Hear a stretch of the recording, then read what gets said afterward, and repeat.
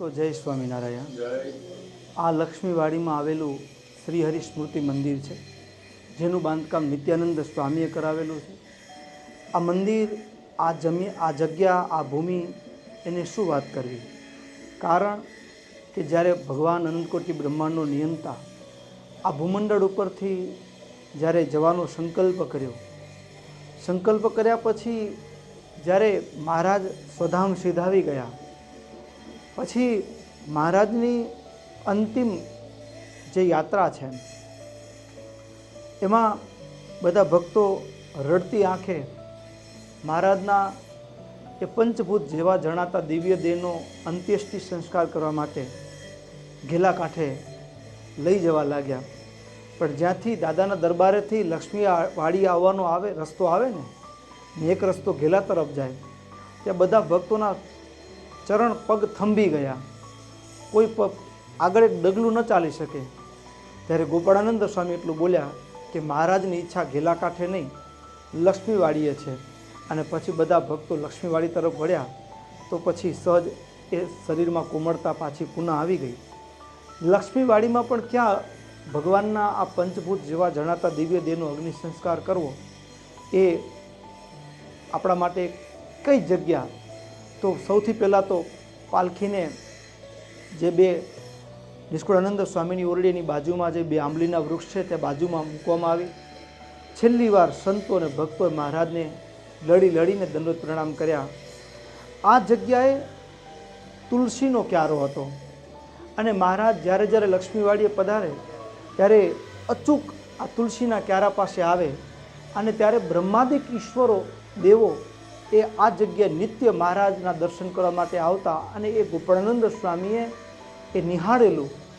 અને એટલા માટે ગોપાળાનંદ સ્વામીએ કીધું કે આ જગ્યાએ ચિતાની તૈયારી કરવામાં આવે।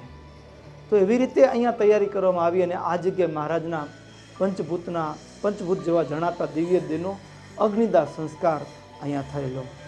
એનાથી એ મોટી વાત, આ અતિ ઉત્તમ એવી પવિત્રોત્તમ ભૂમિ મહારાજના એ અગ્નિદાહ પછી મહારાજના જે અસ્થિ સંચય કરવામાં આવ્યા એ અસ્થિનું પણ સ્થાન અહીંયા જ જે ઓટલો છે એ ઓટલામાં મહારાજના અસ્થિ મુકાયેલા છે।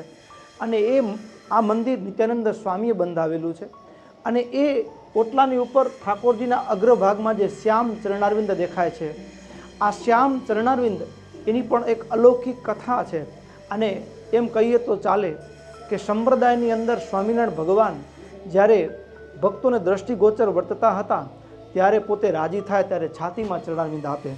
છાતીમાં ચરણારવિંદ આપે તો જે ભક્તને જે સમય ચરણારવિંદ મળ્યા હોય ત્યારે એનો આનંદ આવે, પણ પછી શું? તો પછી વળી મહારાજ રાજીપો વરસાવે ત્યારે એને એ કાપડ ઉપર પોતાના ચરણ છાપીને આપે। પણ ભક્તો ભગવાનના ચરણારવિંદનું ધ્યાન કરનારો ભગત હોય ને એ બ્રહ્માનંદને તો ચરણમાં 16 ચિહ્નના દર્શન થાય, પણ મારું તમારું હૈયું તો માયાથી ઘેરાયેલું છે। મને તમને ક્યાં એ 16 ચિહ્નના દર્શન થાય? કેમ હૈયામાં દર્શન થાય કે મહારાજને અહીંયા જવનું ચિહ્ન એ આવા આકારનું હશે? કેમ હૈયામાં એ હૃદયમાં ધારવું કે મહારાજને એ વજ્રનું ચિહ્ન એ આવા આકારનું છે ચરણમાં? કેમ હૈયામાં ધારવું કે ઉર્ધ્વ રેખા કે સ્વસ્તિક કે ધ્વજ એના ચિહ્નો મહારાજના આ એક્ઝેક્ટ આ જ ભાગની અંદર આવા રૂપમાં આવા આકારમાં એ ચરણમાં એ દર્શન આપે છે? તો કેમ એને હૃદયમાં ધારવું? આ મનની મૂંઝવણ અને આ મનની મૂંઝવણ આપણી એ ન રહે એના માટે ભગવાનની ઈચ્છાથી, ભગવાનની પ્રેરણાથી જ ગોપાળાનંદ સ્વામીએ સ્વયં એ પ્રથમની જે ગોપીનાથજી મહારાજની જે મૂર્તિ હતી એ મૂર્તિના હૃદયના ભાગમાંથી એ આ જે ચરણારવિંદ છે સ્થૂળ દ્રષ્ટિએ પથ્થરની શિલામાં કંડારાયેલા છે, તો એ શ્યામ પથ્થરની શિલામાં સંપ્રદાયના સૌથી પહેલાં ચરણારવિંદ એનું જે આકારનું જે ચિત્રણ છે એ ગોપાળાનંદ સ્વામીએ કર્યું છે અને એનું જે શિલ્પકામ છે એ નિષ્કુળાનંદ સ્વામીએ કરેલું છે। અને સંપ્રદાયના પહેલાં ચરણારવિંદ કલાકૃતિના આ છે।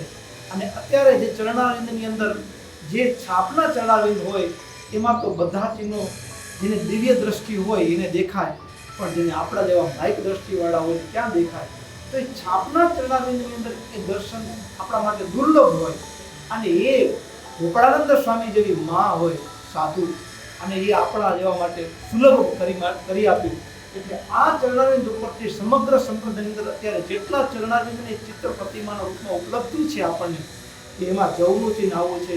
એ ચરણારવિંદનું જો કોઈ મૂળ હોય, ચિહ્નનું કોઈ મૂળ હોય, તો એ આ ઠાકોરજીની આગળ જે ઓટલાનો ભાગ છે, સિંહાસનના આગળ ભાગમાં, એ ઓટલાના ભાગમાં ઠાકોરજીના અસ્થિ મૂકવામાં આવ્યા છે. એટલું જ નહીં, એની ઉપર એક ચરણારવિંદ એ પધરાવવામાં આવ્યા છે.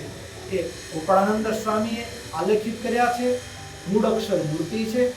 એ 4 રૂપે 5 રૂપે જેટલા રૂપે કહી શકાય એટલા રૂપે ભગવાનની સેવામાં છે, અને એને પોતે આલેખિત કર્યા છે. નિષ્કુળાનંદ સ્વામી એને કલાકૃતિથી એક કોપ આપ્યો છે, અંદાજા છે.